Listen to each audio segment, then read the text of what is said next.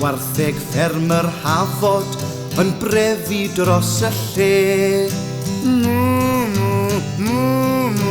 Wel dyna le, hwyaid ffermyr Hafod yn cwacian dros y lle. Wel dyna le, cwn ar ffermyr Hafod yn cyfarth dros y lle. Wel dyna le, cathod ffermyr Hafod yn mewian dros y lle. Wel dyna le, defaid ffermyr Hafod yn brefi dros y lle.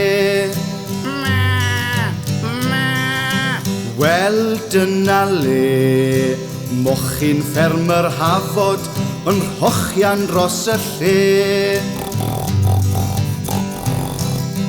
Wel dyna le, pawb ar ffermyr Hafod yn gweiddi dros y lle. Wel dyna le.